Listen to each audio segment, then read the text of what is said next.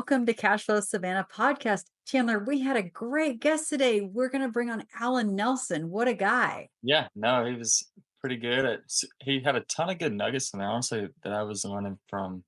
It kinda I was like, "Dang, I need to talk to private money lenders more," Yes. 'cause they seem to know a bit more just 'cause they're right in the middle of it. What's the saying that, like, "He who holds the money is Make the like the rules. king." Is that what it Yeah, so I'm like, "I need to talk to them more often," so Yeah.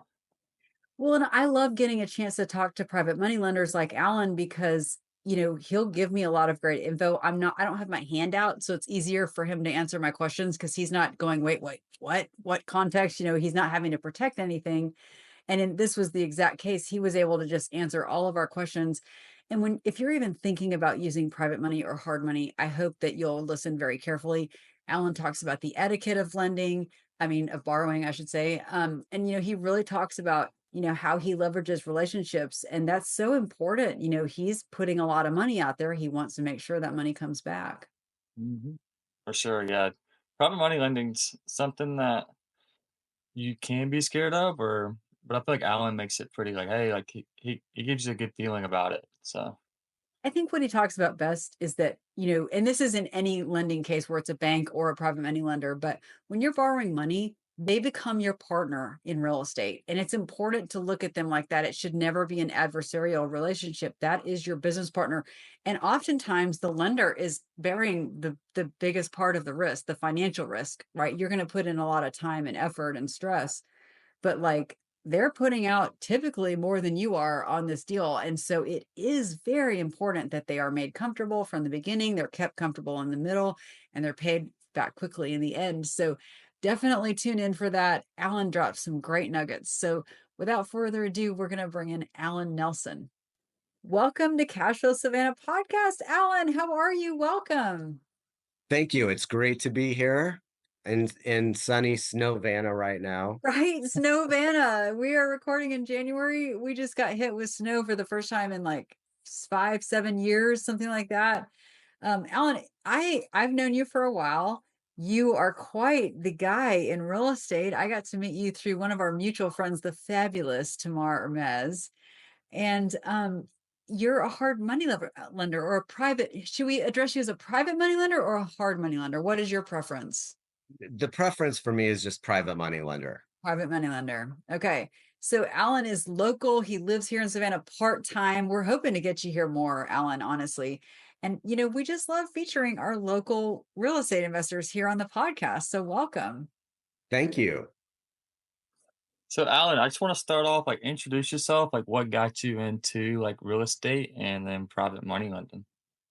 Sure. Real estate, I had a small little business that I sold and had a small exit. And a friend of mine said, hey, this was back in like 2012 when people were trading houses like playing cards back then, if you remember. I'm sure Julie remembers anyway. Yeah. And people were flipping houses. You could make a ton of mistakes and still make a lot of money. And we made a ton of mistakes. So a friend and I were flipping houses, and around after a dozen or so, um, we had a contractor came to the house, didn't have a good feeling, and I said to my partner I was doing this, I'm like, I don't have a great feeling about this, and this rehab that should have taken about 8 weeks took 9 months. We actually lost money at a time when it was almost impossible to do that. And I said to my friend, I go, I'm tired of dealing with hillbilly contractors. And he said, well, I still want to do another one. I said, well, I'll tell you what, how about I lend you the money to do it and then you can do it? And he goes, oh, like partners. I said, well, no, more like I'll lend you the money and you pay me X and I hope you do great. And then we can high five and do it again. And that's how it kind of got started. And it just started going from there. And so here we are, 350 something deals and 12 years later. Really, so it's been cool. Yeah. That So is, I want to ask, with the flipping, well, you said 2012 and you said you could kind of flip anything and everything and it would work like that. Would you say like the 2021, 22 market was similar to that? I don't think there was anything quite like that 2012-ish time frame, Really? but I do think that I mean, these were houses that at least in the Midwest where I was at the time, where you could buy a house for $20,000. I mean, ridiculous. I miss it. Um, I just wish I bought more and saved them all, but That's when I woulda, bought coulda, the first third of my portfolio was back then. shoulda. Yeah.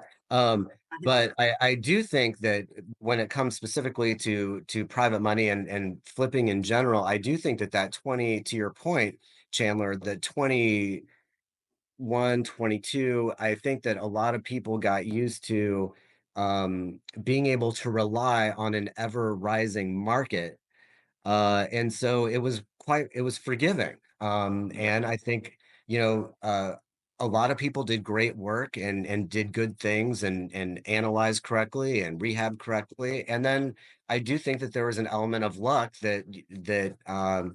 or for good fortune that the market was there to carry some of those mistakes. And I think that at least right now, here in January of 24, I think that it's not quite as forgiving. I Yeah. mean, would you agree? I would Yeah. agree with that 1,000%. Me too. Yeah. See it every day. People get in trouble.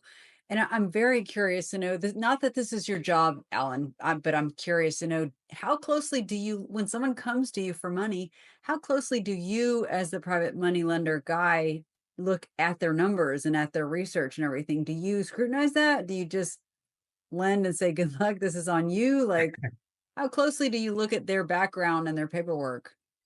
Well, it is part of the job because at the end of the day, I love what I do. I love I love being able to do well for myself by helping other people be successful. And so really I look at it that, there are times when I might look at a deal and say, this deal could be good, but I don't have an appetite for it. It could be either too much or just, but it could be a good deal. Then there are other times where I would say to a borrower, hey, I don't really like this deal, and here's why I don't think you should like it either. And Good. um, and I think we're all in it together.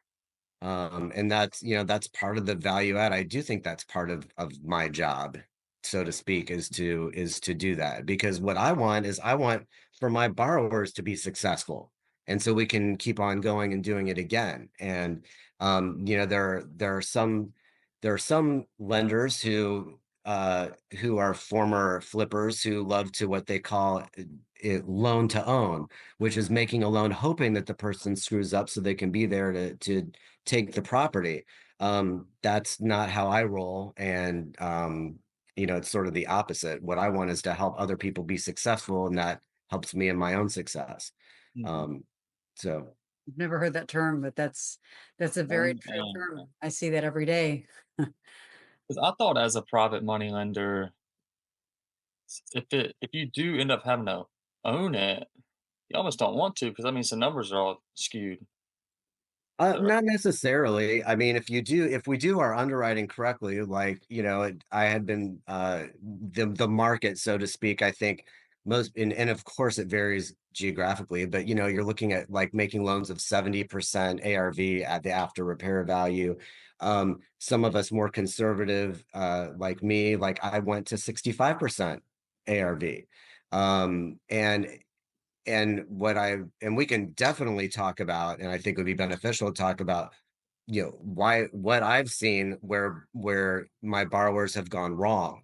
Yeah. Um, but you could have a decent project. You could have a decent project, and the person either was undercapitalized or lost focus, or something happened in their life. My job doing what I do is to manage the risk so that if I do get a property back, my plan B is at least as good, if not better, than my plan A. Mhm. I mean, that's really what it's sort of like being kind of like a banker, and my job is to shift that risk. Um, and uh, so, but I don't want the property back. If I wanted to be a flipper, I'd be flipping. Yeah. What I like is doing what I'm doing and helping people be successful in a different way. And so, So, Alan, that first deal that you did, and obviously you knew the flipper very well because you had been flipping with him. Tell us the numbers. Are you comfortable talking? If you don't want to say specific numbers, we understand, but like, how much did you lend to him at what percent? And then how has that changed? Because you've been doing this now for over like, what, 13 years? Well, 12, 13 years, yeah. Right. So how It has what you do changed and your terms and things like that? I love to learn about private money. Sure. Well, when I decided to do that, I called up a mentor of mine. And I'm like, hey, this is what happened. And I offered to make a loan. I'm like, I don't know what I should do. He goes, tell him it's 7 points on the back end, 1.25% a month on a 6-month deal. So that's what I told him. He agreed, and that was how I got started.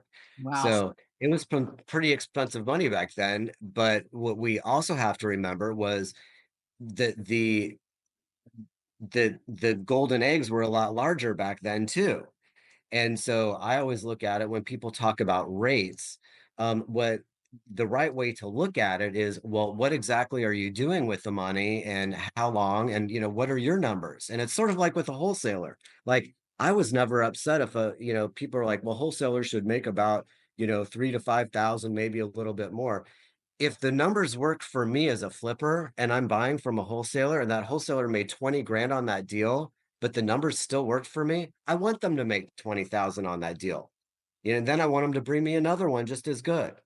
But I will say since then, it was actually 2019, I actually lowered my rates, because like a lot of investors back then, we thought 2019 was a bubble, if you'll remember.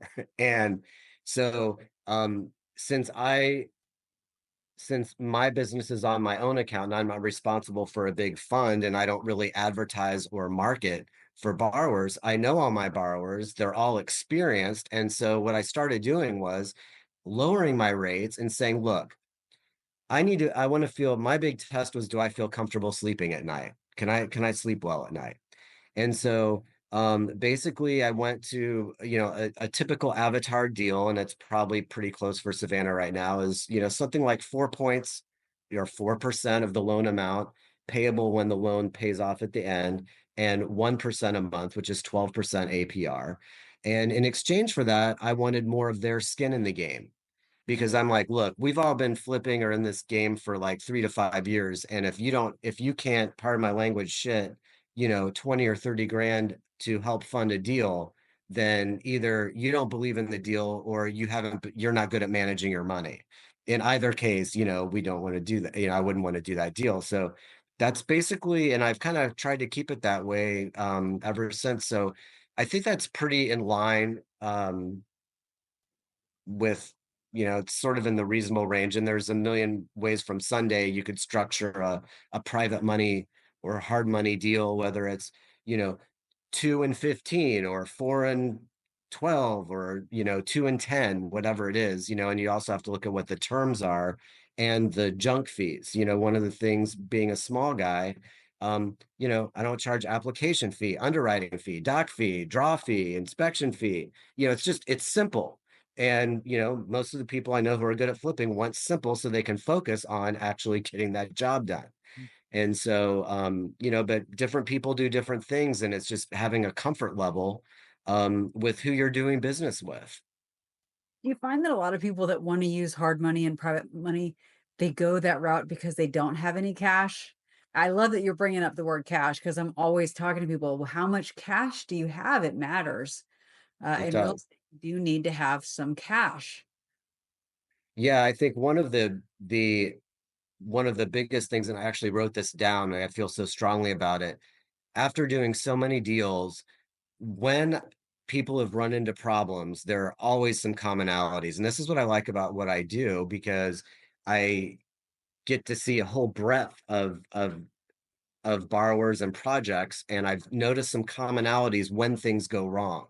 And the top two things when people get into trouble is they start going gangbusters and get in front of themselves and have too many projects going on at once, Hmm. or, and it's kind of related to that, they're undercapitalized. Undercapitalized in money, or undercapitalized in having a team who will actually do the work and keep it working. Time is not your friend on rehabs.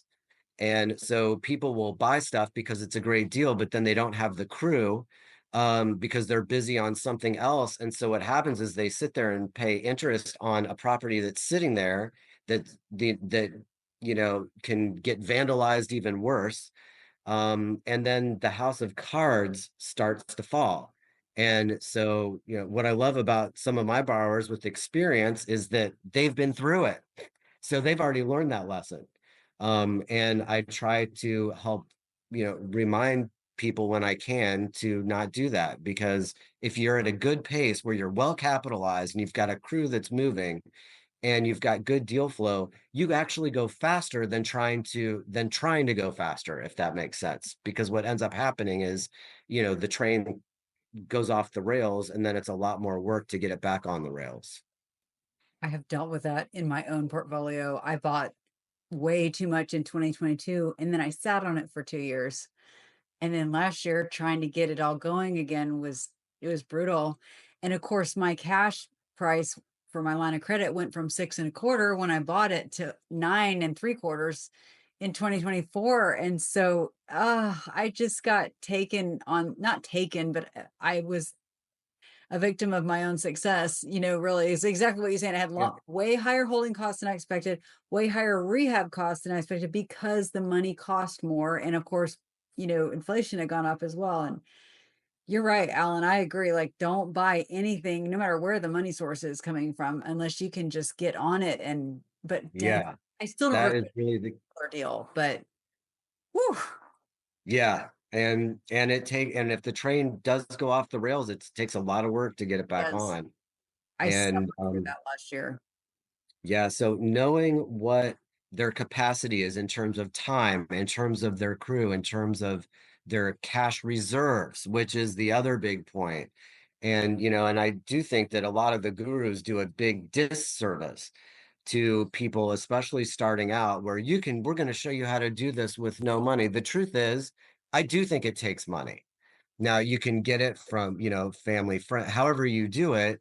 But the biggest risk I think overall is people being undercapitalized when they do it. There's no cushion.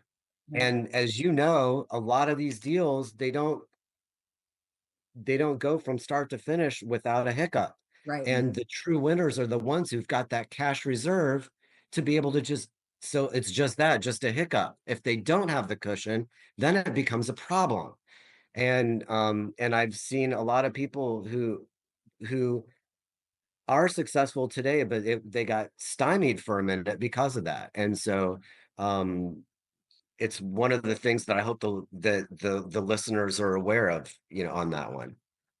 Yeah, I think that's really good information. I would have listened to that 2 or 3 times back for sure. Repeat, Um, repeat. all Let me say it all again. Yeah.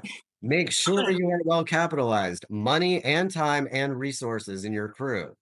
How many times has it happened where you think you've got a great crew and they might have actually been good your first project, Right. second project? I've found that if you have a new contractor, it's the middle of the third project where things, like, what happened? This was great the first two, and they're they're just gone, Yeah. and they're probably robbing Peter to pay Paul. You gave them some money to do some work, which they then took to use on the other one that they were behind on. And that's the other big rule is don't let the money get too far ahead of the work.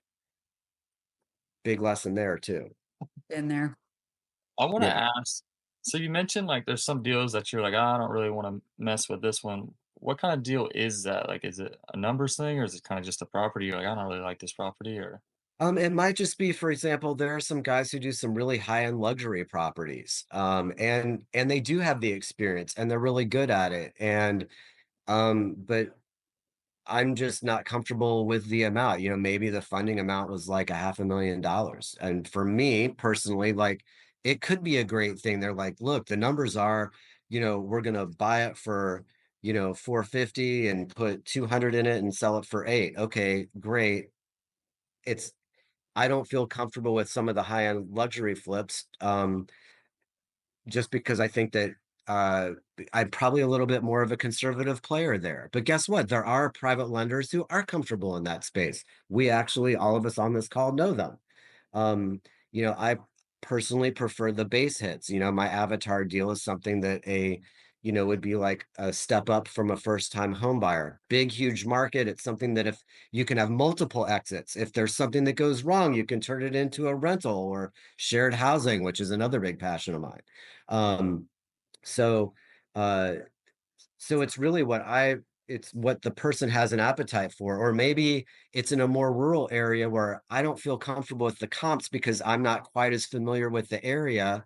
And it could very well be a great deal because they grew up there and know better, but I'm just not comfortable. And so that would be a deal like, look, I'm just not that comfortable with it.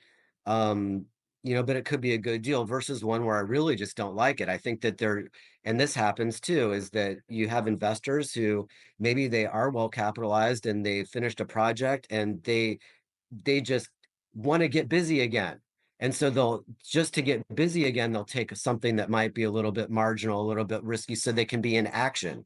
And even as a lender, when you're sitting on funds, you're like, this should be out there, doing something, not just sitting there. This is going to be an edit. Um, is I'll wait till there's the mailman. No, that's okay. Yeah. One sec. Hey, hello. Touch. Okay. Alan just So, hello, come here. we've never had a mailman on the meetup podcast before. We're gonna edit this out, but here she is. Oh, So oh, cute. Say hi. I'll so put her. cute. I remember meeting her. She was very shy. She is. Hold on.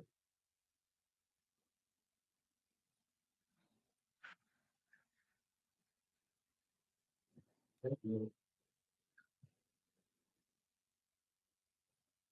Okay, sorry about that, guys. So what were we talking about? Oh, like, I was it have, like if we're okay for a new question. Um, okay.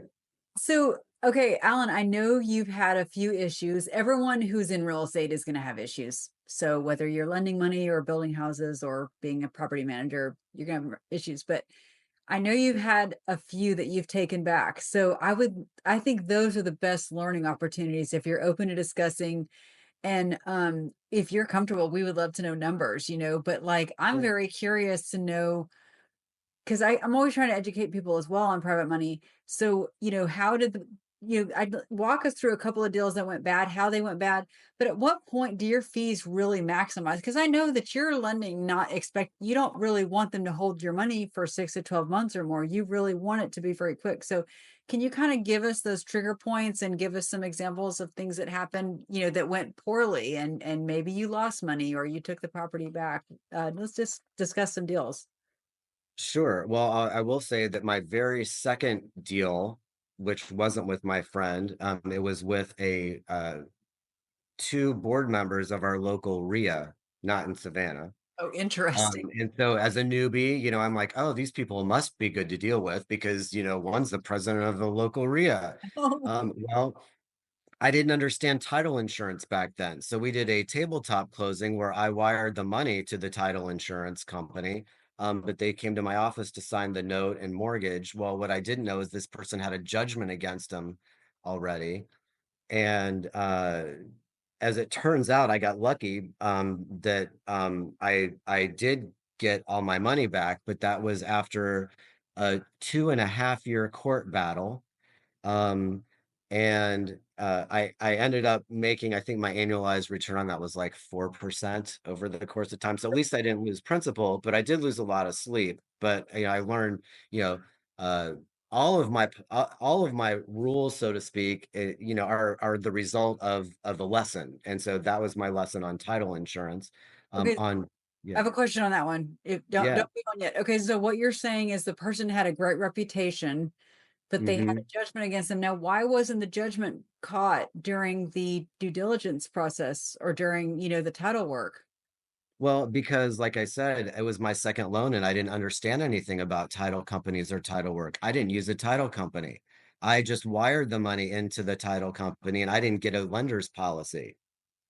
But So did no one do title work to transfer the title? yeah, we had a title the title company did help the transaction go through. Okay. But understand that it was my borrower who was buying the property had a judgment against him. When they don't check when the Oh, okay. buys, it didn't come up until we were getting ready to sell. And then when the title company on the sell side caught it, it was a $40,000 judgment. And because the deal was not the best deal to begin with, again, it was my second deal. Right. There wasn't enough to pay me back. And so we agreed to let the sale go through, put the money with the court, while we fought it out. And what I learned on that deal was the only ones who win when you go to court are the lawyers. Yeah. Uh, it was, I think, a $60,000 legal expense over a $40,000 fight.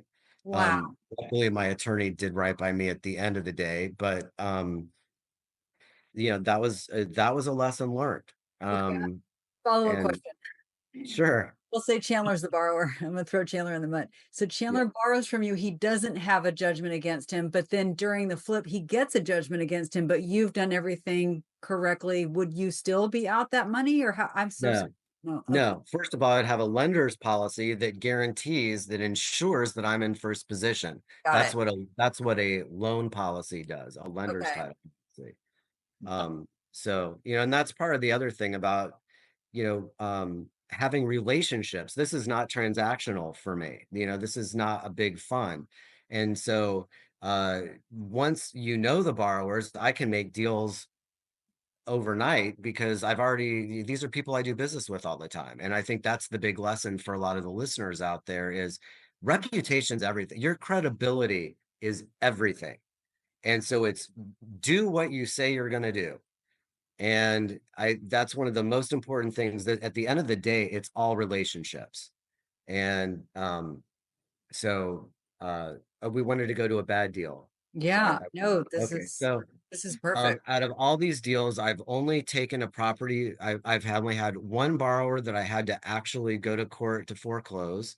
Um, it is, uh, it was two different loans and three different properties, because I cross collateralized one of them, and it is still going on. So on the first loan, just by the numbers, it was a $480,000 purchase price. It was one of those anomalous deals where that was a great price.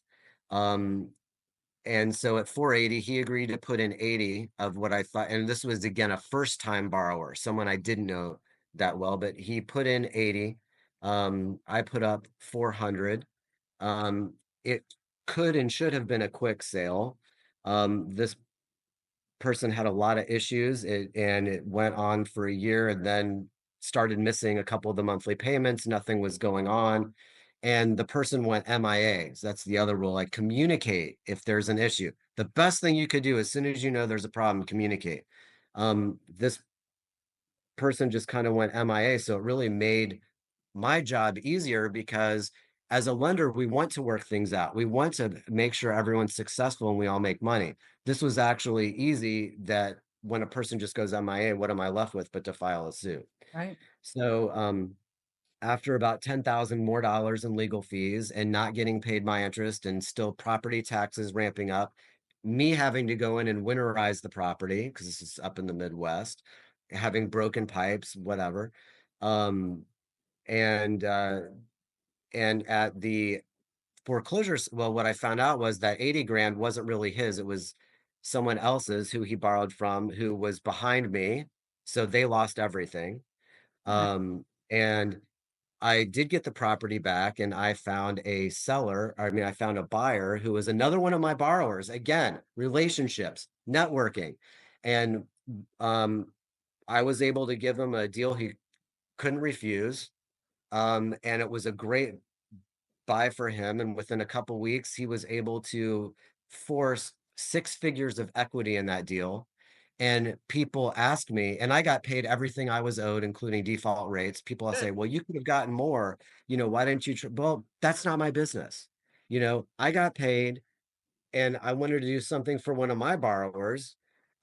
Because let's say I'm looking at a house in an area I'm not familiar with, but he is. Guess what? I'm going to call him and he's going to return that favor. Again, I guess the biggest thing here is it's the networking, it's the relationship, and I couldn't be happier for him. And he's doing a great job with that property. And so, um, Yeah, that's great info. I agree. I personally, I have 4 gentlemen that have seller financed properties to me that they sold it to me, they financed it.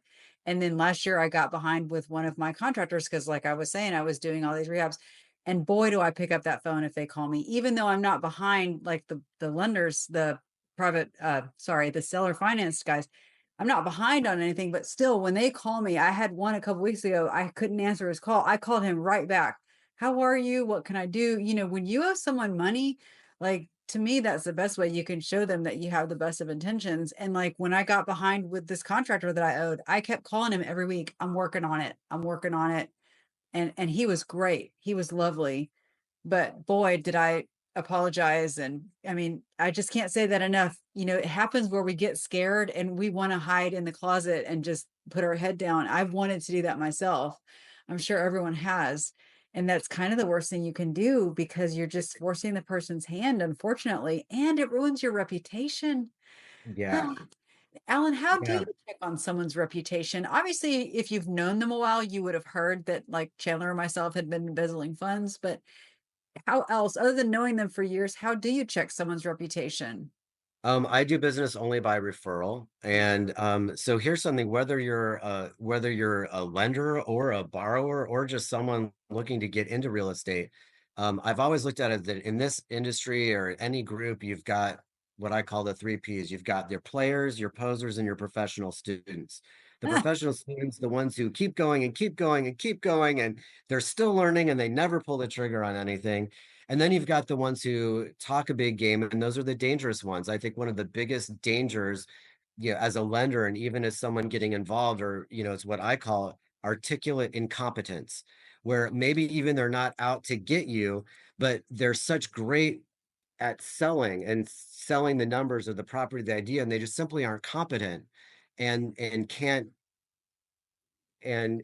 follow through and can't complete the project or can't perform. That's the word I was looking for. And so that's pretty dangerous. And then you've got the real players. And so what I like to do is before I need the money, and that's again why networking is important. And you've got a great meetup, Julie, with Cash Flow Savannah, and that's where you start to meet people, and go to coffee with people. Even before you have a project in hand, and that's what I love doing that. And it's getting to know someone and getting to see their work, understanding their experience level. And then what I like to do is I say, so tell me about some of your recent deals. Who have you done? Who was your realtor? Who was your contractor? How did you finance that? And then basically what I want to do is get people talking enough until I hear some names I start to recognize. Then the very next thing I'm going to do is call those people smart. and and talk to them about it and see what their experience was like. And I love asking questions. I love, just like you did with me, tell me about a deal that went bad. And what I want to hear is where they made a mistake, not where it was always someone else's mistake. Because if they don't recognize what their part was in it, then they didn't learn a lesson. I always look at everything's either a win, an adventure, or a lesson.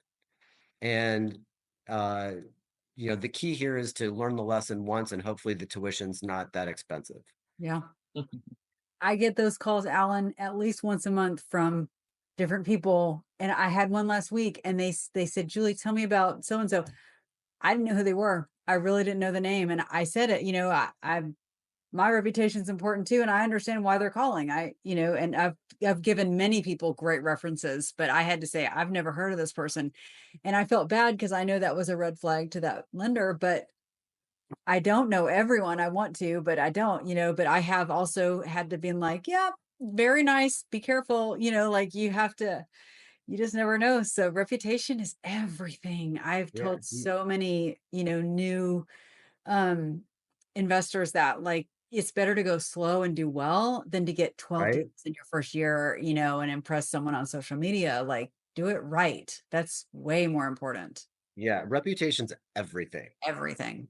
Yeah. So Alan, I want to ask, what are you seeing It sounds like you have a very good understanding for a good flipper and a bad flipper. What are you seeing the good flippers do in this kind of market when it's kind of slow, things are sitting? Um, I'm seeing a couple of things. One is they have patience. They don't take a bad deal. yeah. That's probably the biggest one.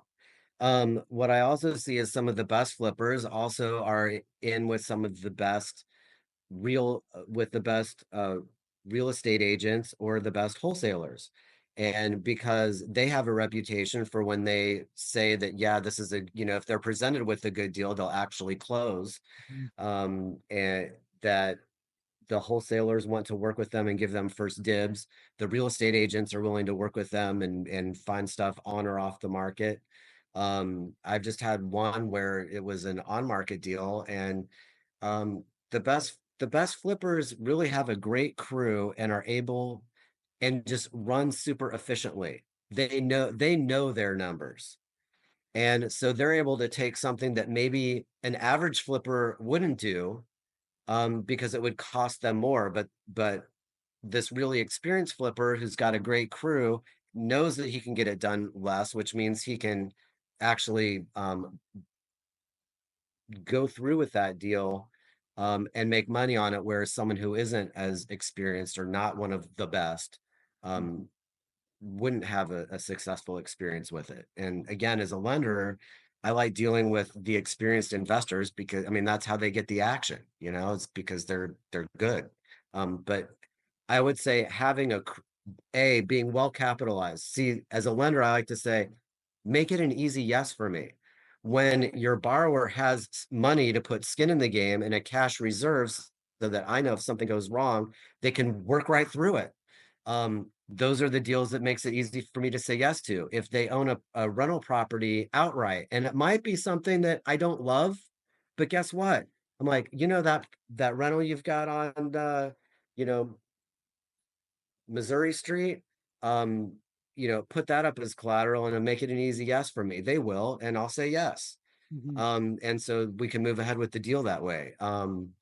So they're capitalized, they've got the experience, and they've got crews. I mean, that's what the best ones are doing.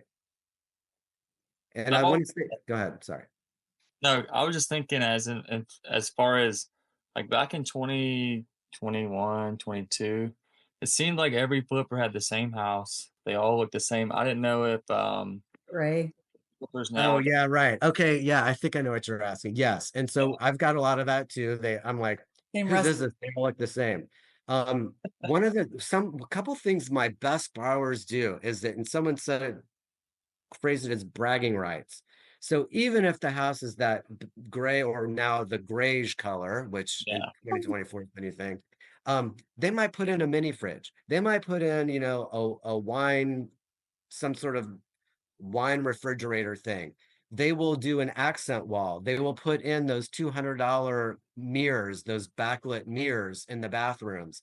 Um, Spend a little bit more money on tile. They'll do all the things that are going to give that home buyer bragging rights that don't, and it doesn't cost that much. Mm. So it's a couple hundred for that mirror, but they walk in and see that fancy mirror. Awesome. They walk in and they see that awesome wine refrigerator that was only a couple $100, but this built-in wine refrigerator. And like, it's the little bragging rights that are the things that I see my best flippers do that makes their stuff fly off the shelves. Mhm. That's what I was thinking. Is And I'm no lender, but as a real estate agent who sells a lot of investment real estate, I see tons of flips, right? Those are all right in that bread and butter range of being turning into a rental. A lot of times at $200,000 to $300,000 property. Mhm. And man, I always wish they'd have a sign on the door who the flipper is, because sometimes if I know the flipper, the work is obvious and that can be good or bad. But I don't know how close you've ever looked at their work, Alan, but I see it all the time where the paint lines aren't good, or they don't like the light switch is like 3 millimeters from the sheetrock, or they what Yeah. I think makes me crazy is worse. It's Savannah, and I cannot sleep without a fan. It's hot half the time, and they'll put Hmm. this $5 cheapest possible Lowe's flat LED light on the ceiling instead of a ceiling fan. The ceiling fan is $70 at Lowe's. Right. I buy them Yeah, all. it would be you're Yeah, They it's a cut no-brainer. corners. And the home buyers don't want that, neither do tenants. They want the nicer fixtures, and so that home is gonna be harder to sell, harder to rent, and you just walk in and go, "Ugh," if you know anything about construction, it's just bad work. Yeah, it's like walking over dollars to pick up dimes, Yeah, and the best ones the best ones know that people want the bragging rights. It's those little things. Someone else said to me, it's the last 5%. That's the biggest difference. It's the last 5% is what gets you your premium. And it's also what gets you to move your property faster, whether it's to get a tenant in there or whether it's to sell your property. And when you are working with borrowed money, if you borrowed 250 grand and you're at 12%, well, that's $2,500 a month, and so if you could have sold that right, property, you know, a month earlier, well, that was your 2,500 bucks. So right. just do it right and get it done. And at the meetup the other night, Curtis was there, and Curtis is a part of our community. We love Curtis. He's been flipping in Savannah for years, and he was talking about how he started getting designers to kind of help him do the finishes. And this one he did with a pink bathroom, he said that thing sold in 14 milliseconds. He thought it was the ugliest thing he'd ever seen. And people went crazy because it was so unique. And I thought, well, good for you, like good for you getting out of your comfort zone and going, it's not what I like. It's what the ultimate buyer likes. And like you said, Alan, the quicker you can sell that house, the less holding costs you pay. And those holding costs are, exorbitant sometimes. Yeah, I mean, here's another one. I don't know if it's such a thing right now, but like shiplap in the Midwest anyway was like the big thing. And so, some of the best ones were like, "Oh, this is cool," or using reclaimed wood as part of an accent wall. That was another one up there that was a big deal. But yeah, it's those little things, and it's that attention to detail. It's that last 5%. It's the things that give people bragging rights when they walk in the door to be able to show off to their friends, like, look how cool my new house is. Yeah. I think it's now that I'm kind of sitting here listening to you, I think honestly, like flippers, I would be sitting down with private money lenders because I feel like they just see a lot more than like you see. I don't know. I feel like you probably see a lot of the good and the bad, and so it's good for a flipper to sit down and kind of be, hey, like what's working And right It real now? is kind of interesting. I mean, having done flipping before and now seeing this, it's almost like I see the breadth of, like I probably have my 15 regulars, all who are experienced, and one or two will drop off, retire, whatever, and then I'll pick up one or two more again because, it's like I want to know who, I'm working with. But yeah, we get to see a lot, and I love making introductions. I mean, again, how can I add value? I mean, people think, with hard money or private lender, it's just write a check and forget it. That's not I don't see it that way for me. And to me, it's where can I make the introductions and where can I say, hey, this is what someone else did and it didn't work out well. I've had, a couple that I had one where I'm like, I don't really love this deal. I mean, I'll do it, because you're putting up this collateral, but I wouldn't do it. And it turned out not to be a great deal. She's like, I should have listened. I'm like, well, I'm not always right. And then, there's some where got funding somewhere else and it turned out to be a smashing success. And you know what? I couldn't be happier for them. And and I'll give one other quick example because I love this one is that one of the guys, they also do a lot of buy and hold. So he was building a portfolio, forcing value, buying a fixer upper. And I'm like, oh my gosh, it was like a triplex. And I was like, you should really look into shared housing for this. Um, and you know what he did? Now he's on his fifth house, shared housing. That'd be a whole different podcast. Wow. Yeah. But, I was able to put him in touch with people who did it, and now he's making, you know, big changes in people's lives, and it's a thing. And I'm so glad that I got to be a part of that. And so yeah, to your point, Chandler, it's more than just transactional. There are a lot of big players. Um, that are advertised all over the place. But it's really as an investor finding out who's the best fit for you, Mm. and I think that's, and when you and just like what I'm doing is I'm finding out who's the best fit for me. It's Mhm. not going to be someone who only does luxury properties because that's not my game. And it's also not going to be someone who's going to shop my rates. Well, this person's going to, give me 1 point less. Well, go with them then, because you're not valuing what I have to bring to the table. Um, so, um, yeah, relationships are everything. And yeah, I would love to have a coffee and hear more about what you're doing, Chandler. Yeah, I would love to. I want to ask you said the shared housing, for the listeners, can you just give a quick explanation on that? And you're Yeah. comfortable lending for shared housing? I'm interested to know that because many lenders are not. I want to point that out. Yeah, I'm very comfortable. Why am I comfortable lending for shared housing? Because the numbers work as a single family. And I think that that's like same idea with short term. Like I don't lend based on short term rental numbers. I lend based on sort of, like the old school, and what would a regular rental be valued at. And then, if you do the short term, then awesome. That's the icing on top. But I don't think it's a smart move to be banking your financial future on only that one strategy. Mhm. So shared housing is where if you took, let's say, a 3 bedroom house that could rent for uh $2,500 a month, just some average house or whatever, but instead of renting the house for 2,500 a month, you're renting each of the bedrooms for 1,200 a month. Mhm. Yeah. And I mean, it just really, and it can work for anything from traveling nurses to people who just have affordability issues, or in the case of at the most extreme examples, which is what he's doing, is people with substance use disorder or people who are returning to the community from, being in jail or whatever for something nonviolent. But especially like the recovery community, part of what makes it what helps them in sobriety is living in a community of sobriety. And so if you have a house that's a 5 bedroom house, you can fit, so long as the rooms are big enough, you can fit 2 beds to a room. And up in the Midwest, which is typically a little bit cheaper than even Savannah, the going rate's 800 a bed. So you do the math. You could have 10 beds in there at 800 a piece. That's $8,000 a month gross rents, where that house might rent for three.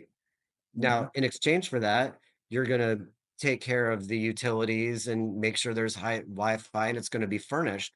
But there are lots of advantages to that. And maybe we should save it for another podcast. But parts Yeah. that I like are you don't have big turns, you don't even have tenants, they're program participants, so it's you don't even deal with evictions. But if someone leaves, when someone leaves, it's not a big turn. It's just they bring the next person in. And guess what? In order to be there, they have to have a job and they have to participate in certain house chores, whether it's mowing the lawn or cleaning the kitchen, or and in his, he takes care of the neighbors' lawns to make sure the neighbors are happy. Mm. So the house is actually being better maintained than it probably would be as a single family.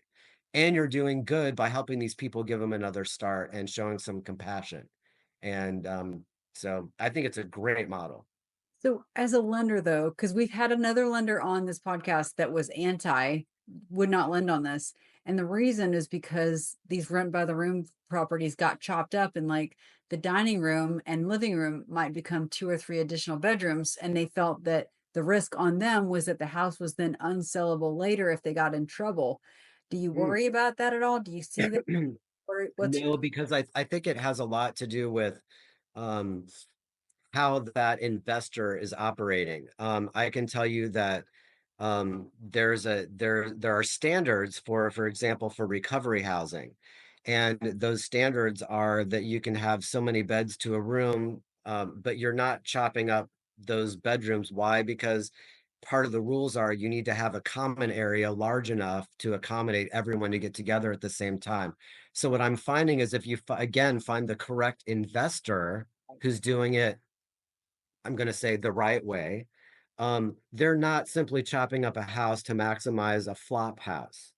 This is actually probably some of the best housing that these people have ever been in. We're talking almost Airbnb quality. We're talking almost commercial kitchens, like with commercial appliances. Mhm. But large, open space floor plan, but nice places because so it just like with rentals, a lot of people don't want to rent on ghetto properties. Same idea. It just depends on what their plans are for the property and what you're doing. Are your investors having a hard time getting long-term financing? Because they're obviously lending through you for short term, but have you seen any issues with the cash out refi process? Yes. And that's one of the things, again, working with the borrowers and understanding, we now have, what we've learned is you can have all these shared rooms, but once you're over 4 bedrooms, if you're into 5 bedrooms and more, now it's not your refi possibilities are more challenging. What we've figured out, however, is that we've found certain mortgage brokers who deal exactly in this space. And so now that I know we have successful refis, Mhm. I'm gangbusters on it, Okay. Yeah, you want because that they are exit able to for refi. yourself. Yeah, yeah. Interesting. Awesome. I've heard it worked pretty well. I've seen a lot of people kind of going into that space, but I have seen a lot of people doing the same thing that you're talking about, Julie. They turn a 4 bedroom into like an 8 bedroom. I'm like, oh, okay. I Happening guess every day. It's yeah. Yeah, on this particular type of recovery housing, and I'll mention it here because I do think it's a big enough thing that a lot of listeners might be interested in the concept anyway, is you're still dealing with a 3 or 4 bedroom house. It's just the idea if the bedroom's big enough, it's shared bedrooms. So not only are you getting the premium on the bedroom, but you're getting the premium on the bed. Gotcha. And why that works also, and I do think it's worth mentioning, is why it's actually advantageous is because when someone's in recovery, nothing good goes on behind a locked room when someone's in that. And so again, it's part of that community. The people who are typically in those communities are used to the shared rooms. And so you're not, again, not chopping up a house. You're actually providing what the secret sauce, at least with my bars, that makes it work is that these rentals are actually nicer Mm. than most average rentals to begin with. It's just there's more people in them. Gotcha. The other red flag I see too with these shared housing situations is parking. You're Mhm. a 3 bedroom, 2 bath house is meant to have 2 to 3 cars in the driveway. And as soon as you put 5 and 6 guys, if they all have a vehicle, now the grass is torn up, the street is crowded, like Your neighbors aren't happy. get very unhappy. That's right. So I've Yeah. seen that too. So anyway, the cash flow, it sounds really great, but then you really have to have a good plan on other levels. I Yeah. advise caution. Yeah, I do think cautions. I definitely think it's not a beginner strategy. Oh, It's not a beginner strategy, and the points you raise are totally valid, and that's why a lot of people doing it, they'll look for, you know, that's one of the considerations. You're absolutely right. But again, that's why I agree with you. Caution is the name of the game on that. Definitely I believe a great strategy, but a specialized one. And so know what you're doing beforehand. But I bring up the whole story just to talk about knowing it's that relationship with your borrowers and your lenders and in your network. Yeah. All those strategies were there's so many different strategies, Yeah. in real estate, and they all work. You just got to be really good at one. So Alan, what would you say is the minimum?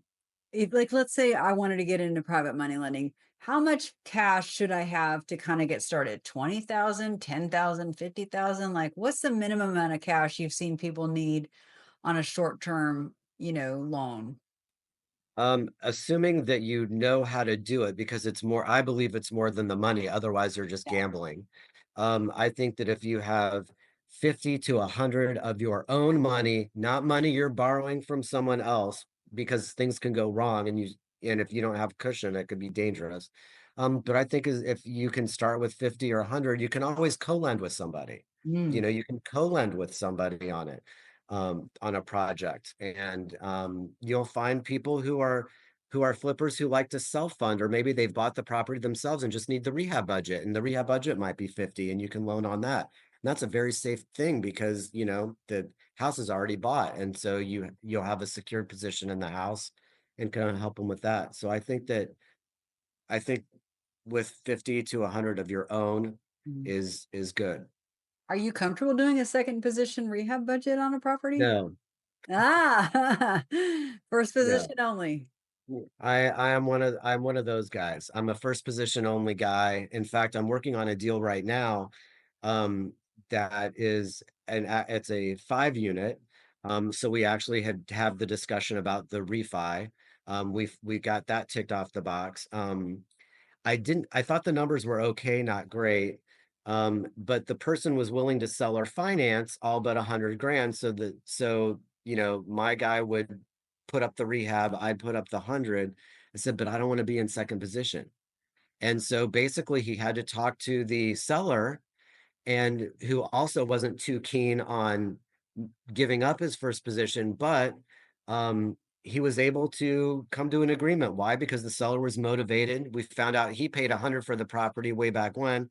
So we were able to say, hey, you'll get all your money back, no more headaches. And, you know, you'll still have a secured position behind mine. And, you know, as soon as it gets sold, you know, then is your payday. And he was happy to do it. So we were able to get that done and have a win-win-win for everybody. You're reading my mind because I was going to say I deal with this a lot. I'm always trying to make deals for my buyers, and sometimes they don't have enough cash, and no one wants to do second position. I see that every day.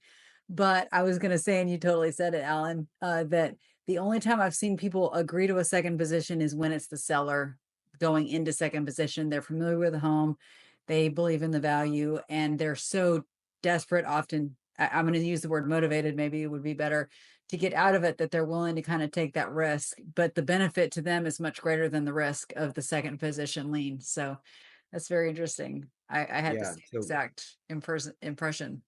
yeah, isn't it amazing how that happens? And they're happy because guess what? That's became a headache for them. So we're solving problems.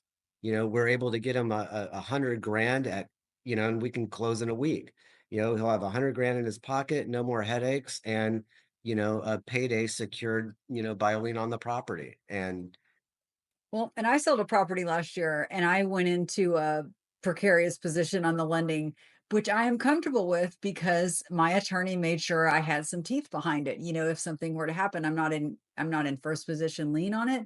But again, I was the seller. I was kind of exactly my own avatar there, but I'm very comfortable, but your average Joe probably wouldn't have done that. But yeah, it's possible, but it's hard to find that second position lending. There's a lot of people short on cash, and that's where you find the right person to put the pieces together for you. And I that's right. love seeing that happen for people, is when it's like, hey, there's a way. We just have to figure it out. Yeah, and to your point, you know, and that's part of like what we do, whether it's as a real estate agent or just someone in this space. I have done a couple things where someone referred me to someone with very limited experience, and I said, I don't. They came to me with a great deal. The project was great. I have 3 Ps when it comes to borrowers also. I look at the people, the project, and the property. Property meaning collateral. The collateral was great. The project, the numbers are great. The person passed my test in terms of character and wherewithal and reputation, but didn't have experience.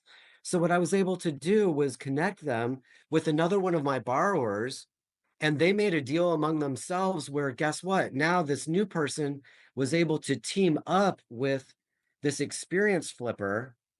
And however, I don't even know what their deal was, but knowing that I had my person with experience in on the deal gave me the comfort level to go ahead and fund it, and it worked out great. And I'm happy to say that that person who was a newbie back then is, you know, an experienced and successful real estate investor today. And you know, it's putting those people together. That's a lot of what we do is make introductions to people. I think that's a smart thing to do with newbies for sure. Like just link them. Like they might have the best deal and all that together, but getting with the experience, even if you don't want to, I still think it's the best thing to do. Yep, I have a agreed. new saying I'm quite fond of, and that is that social media is the new HGTV. And it's just everyone just sees it on social media and goes, I can do this. And 10 years ago, 20 years ago, it was like, I saw flipping on HGTV. I want to be a flipper. And it's like, whoa. So I'm always like, just take the time and work with someone, but just watch videos. That's great. Nothing. I've definitely educated myself there too. But like, yeah, if you can pair up with someone that's done it, Mhm. whew, you're going to see the truth there. Whereas on social media, you may or may not see the truth. You may only see their best day. And there's a lot of bad days that come before those really good days. I live that every day. Yeah, couldn't agree more. And even if it is true, they're just seeing the end of a long journey Right. and don't appreciate, all of the experience and stuff leading up to that moment. Um, but yeah, I think teaming for newer listeners, teaming up with someone's a great idea, and it's figuring out how can you add value in the chain. One other thing I wanted to ask you about, Alan, you're a little different. Of course, hard money, or excuse me, private money lenders can do whatever they want, right? There are no rules. It's private money. And I know a lot, and they don't charge monthly payments. They charge it all on the back end. But you are a little bit unique. You're the only one that I know, at least that I'm aware of, where you charge 1% interest per month. Okay, so if that person borrows 100,000 from you, they owe you $1,000 a month until completion, and then you said the 7 points on at the end or something. Well, 4 12. now, but yeah. So talk about that. How does that freak people out? Does that add to your comfort level? Talk about that 1% a month, and does it cost you business? No, it doesn't cost me any business. And actually, what I found is that that is actually the norm. Hmm. And I will go. It might not be the norm in, for example, the circle that you have, but that is the absolute norm where I'm at. Okay. Um, and and for good reason. Again, it all comes, a lot of it is communication. And what I like is, I have done a couple where I've deferred that interest. But what I found is when there's a problem, you don't know until 3 months in. What I know is if that monthly payment doesn't come in, it's a phone call. Mhm. Hey, it's a trigger, for what's going on. And again, someone should be well capitalized enough to be able to, plus it's also a motivator for them to get it done. And it's a way to stay in communication with the borrower, and it's an easy early warning sign if something goes wrong. I will say that on some larger deals, like, well, for example, like the problem one that we were talking about earlier, on that deal, the monthly payment was like $4,160. Um, and so I did know there was a problem when he stopped paying. But what I did do on that deal was I did a partial deferral. So I think I charged something like 1 or 2 grand a month, and then I carried the rest till the end. But I still wanted something. I wanted something every month, so there's some sort of interaction to see what's going on. And again, that is the norm, at least in the circles where I run. I'm probably incorrect. I apologize. Yeah, it's okay.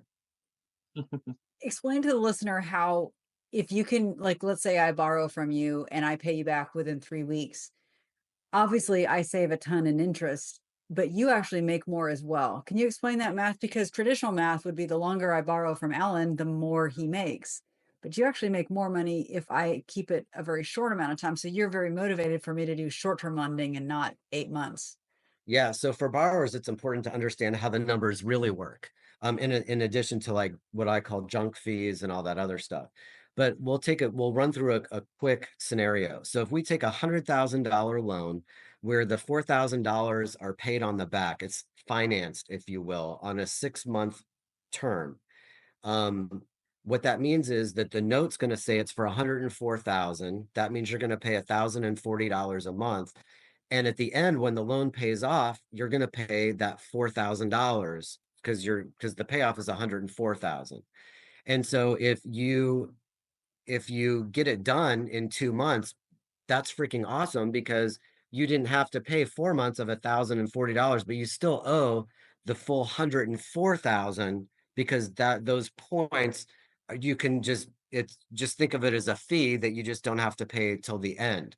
What I will say is that and this is again where relationships matter, because if there was a deal like that and it was something that was paid off in 3 weeks later or 4 weeks later, you should never expect it. But if it's someone you have a relationship with, you'd probably end up seeing a credit on your payoff Mm. for most of that 4,000. That's I huge. don't expect it, but Kind of that's like part me of, bonusing a contractor for finishing early and giving him an extra 2 grand yeah, because that's right. it's like such a win-win for both of us. That's right. Because guess what? We can high five and do it again. And I Yeah. can redeploy my money and you can take yours. And now you've built up reserve and you're looking for your next deal. Does that So make yeah. you want to lend to a borrower even more if they get it done under, under the expected time period? Absolutely, because it tells me that they're efficient. They know, they know what's going on. They know what time it is. They've got a good, reliable crew. And I also love it when my borrowers tell me, "Oh, I had to fire my crew yeah, I mean, I talk to my borrowers on the daily, not all of them every day, but they'll be like, "Oh, I, had to fire this crew." And I'm like, "Okay, but guess what? I know another one you can call, let me check with this guy again, the networking piece. But yeah, when people are, have that operation moving, those are the people we want to deal with over and over and over and over again. Again, for people like me, it's not transactional, it's relationships and long term. Every hard money lender I've spoken with, or private money, sorry, has said the quicker they get it done, the better deals I give them as far as my lending, That's right. verse. And I thought, "Huh, really?" And I was like, "Oh, okay, it's a win-win like that." So It is. again, I can't say enough. Like, if you get a property under contract, get a plan, get contractors in there, do what you can to make that as quick as possible. I'm very proud of this. I have a property under contract for a client right now. We had the inspection on a Tuesday, and while the inspection was going on, I had a contractor in there with his notepad, and he got his inspection report and his quote. And so now, the day of closing, he is ready to go. Hasn't cost him any money yet, but Yep. that's speed and efficiency. And I said, you've got to have this up for rent by spring or summer, and he's going to do it. That Yeah, efficient. the biggest amateur mistake is focusing so much on getting the deal closed and then not having a plan for when it's closed. And then you're like, okay, now I gotta find a contractor that, like time is not your friend. No. Contractors take their time for sure Yeah. to Yeah. quote I think save a yeah. couple weeks.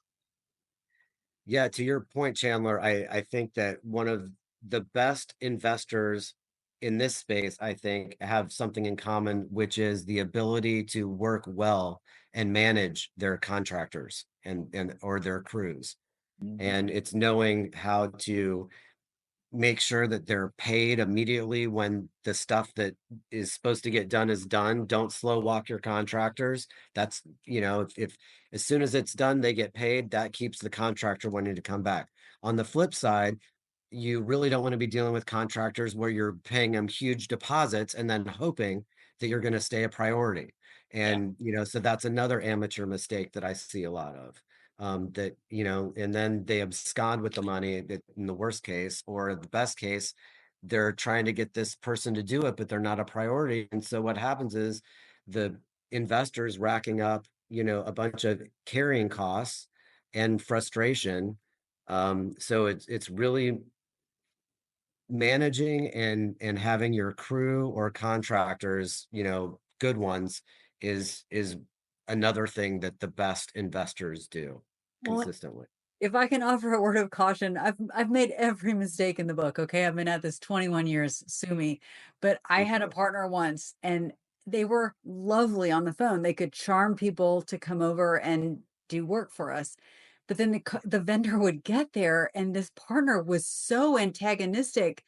At one point, one of the vendors, they ended up in a shouting match in the parking lot, and this partner, who I'm so embarrassed of, whips out their phone and starts videoing the interaction and going, I mean, it was the most aggressive, horrible I wanted nothing to do with it. I literally sat inside like this, and it took 3 times longer to get the property rehab just because of just they just weren't good working with people. But I had no idea until we got in bed together how bad it would be. And as a property manager who treasures her vendors, I mean, I had a really hard time with it. It really upset me so badly because we live and die by our vendors, no matter if it's a cleaning crew or a rehab crew or a carpet guy or a bug guy. I don't care. Treat them with respect. They take care of you. And boy, you just never know about people, but that can really, I mean, it screwed up our numbers horribly. And it took 3 times as long and definitely twice as much cash. And I swear it was 90%, in my opinion, a personality issue, really more than anything else. But it was brutal, but when people walk in and you go, oh, I know it all, you're going to do what I tell you, that's not going to be well received. It was just, oh, what a painful, expensive lesson that was. Painful. Hopefully, it's just a lesson you only had to learn once. That's right. Once. So, Alan, where These are can all hard. people reach out to you? Where can they find you? What? Well, the best place to find me is actually the Cash Flow Savannah meetups. All I'll right. be there and look forward to seeing people there. We love having you. Mention you heard me on here, and I'll buy you a cup of coffee, and we'll have lunch together. Let's That's do right. it. And Alan, tell me if I'm quoting this wrong, but you're a private money lender. You're not licensed with the SEC. So you technically can't and don't advertise. But if someone does have a relationship with you and, then maybe in the future you are able to do things like you and I have had a relationship for a while. I would assume if I came to you with a decent deal, you might consider it. But you just met Chandler today, so that might be a little issue. So just be aware that there are many rules around private lending. So Alan is very careful, as are many, but definitely come to the meetup if you want to meet Alan and other wonderful, private money lenders. So we just thank you so much for the education, Alan. Like I love to learn, and I've learned like 48 things today. And I love going to lunch with you. I'm always like, tell me more. Tell me what issues you've had, just kind of like our conversation today. It's just been quite an education. So thank you. I hope that Chandler and I have also been able to provide value to you through, what we're doing here. So it's just so nice to have you in our community. Learning from you guys every time we get together. So another lunch soon, I hope. I hope so. Thank you so much. All right. Be well, guys. Dude. I really want to thank Alan for coming on. Alan's been a great friend. I've known him actually for many months, and he's new to Savannah, new-ish to Savannah, but he's been coming here for a long time. And it's just been really a pleasure talking to Alan today. I have to say, Chandler, one of my favorite things that he said on the episode was the 3 Ps of real estate investing. And I thought it was quite interesting. He said, we have the poser, the player, and the professional student. I thought that was really interesting how he brought that out. And it's true. You have all kind of real estate investors, and when you're about to give them money, you want to know which box they fit into. Yeah, no, I've seen that too. It was a lot of like 22, 20, no, 22, 21 was kind of everybody was making money. It's just easy for everybody to talk about everything. And because it kind of turned me off, I was just kind of like listening to everybody. And now it's kind of easy to be like, okay, now I know who, because I'm newer to the space. Now I know who to narrow in on and who to listen to and who not to listen to. So, Yeah. kinda Well, there easy. are a lot of people that have all the right answers, and that's what he said. But just because they have the right answers, it's really about what they're doing in the market and how they've made it through the different phases. And I see it all the time. People, anyone that got in what you're saying, in 2021, 2022, they looked really smart during those years. But 2024 was a tough year in real estate. I don't know how much that's talked about, but now we're really seeing who's being successful and who's going under or really struggling because it was easy to make money 2 years ago. Yeah. Now it's a little bit more challenging. I think you to say it like nicely, like you have to actually really provide value. Like there's true value you actually have to provide to make money in these kind of markets, because you go into cycles like when they flood the money with the market with cash, the cash has got to go somewhere, and it normally ends up into a lot of people's hands. But when there's not as much cash flooding into the market, Yeah. you have to actually create value to get that cash. And so you're seeing the people that are actually creating value in this kind of market. Well, I've told my husband many times, I'm seeing it more and more, and we hear it, but I feel like I'm seeing it. You're seeing this divide between the haves and the have-nots, and there are so many people without assets. They're just they might be high income earners, and it's easier to be a poser when you are a high income earner. But really, what we're here to do is educate on acquiring and keeping and profiting from assets. Those assets are what really are going to separate you from men from the boys at the end of the day. And it's just very important to not just have the right answers, not have a high income, what are your assets like? Did you buy right? Are you managing right? Are you going to end right? That's Mm, that's the holy grail. yeah, and I like the people that kinda like, a lot of people are kinda coming out this year and being like, "Hey, like, this is where I messed up." I like listening to those stories more than the people that are like, "Hey, I got this, this, and this." I'm like, "Okay, cool, like, tell me, like, where you messed, like, you mess up, everybody messes up, like, hey, let's hear your mistakes." And so, a lot of people have come out, like, this year and be like, "Hey, like, here's the mistakes I made, and here's what I would do to fix them," and I really appreciate those people for sure. I do too. It's really easy to talk about our best day ever, and it's really hard to go, I lost 10 grand or whatever. That's not easy. So It's I'm with not. you. I respect that a lot when people will be honest about the good and the bad, because even if they did make a ton of money, there's something they went through to get that Mhm. may not make, the A roll on social media, but Yeah, this industry is tough and it will chew you up and spit you out. But having guys like Alan in your corner, that really become your partner, they're watching very carefully, they're looking at your underwriting, they're making sure you have, good contacts. Like it's neat to see. I really like hearing, that oh, there are people in really, our community like this. I like that. I feel like he just really gives you a good opinion on what he thinks about the property. I would value that as a Yeah. like having a private money lender like that. Like, hey, here's my opinion on it. Take it or leave it. But I like that. Well, and Alan was very upfront about his mistakes and he talks about them frequently. And one thing that didn't come out in the podcast that I want to say is that Alan, he used to be an attorney. I don't know if he's still licensed. He probably is. I'm not really sure. He doesn't work as an attorney at this time, but he is a former attorney. So he has a really great legal background and legal mind. And he again, if you can use that to your advantage, you go, man, my business partner is an attorney. He's going to read the contracts, he's going to process the contracts, which maybe would be over my head. He's just a really smart guy and he's going to have his own back as well. And that's his job. But that's also to your advantage. You can flip that as a negative or you can flip that as a positive. And look at him. He's a former attorney going, hey, this is where I screwed up. This is where I lost money. I have absolute respect for that because he's willing to come on this show and say, here's a learning opportunity. Don't do this. I messed this up. Don't be like me. I really love and respect that. That just tells me he's going to be even more successful in the future. Yeah, he's. I feel like he's gonna keep doing well for as long as he does it. So, but if you enjoyed this episode, please let us know. Please let us know what you want to hear next as well, and please share to everybody. We want to just spread the word. We don't make anything from this. We just want people to hear what everybody else has to say. So, but please give us a like, comment, subscribe, and we will see you in the next one. Bye bye.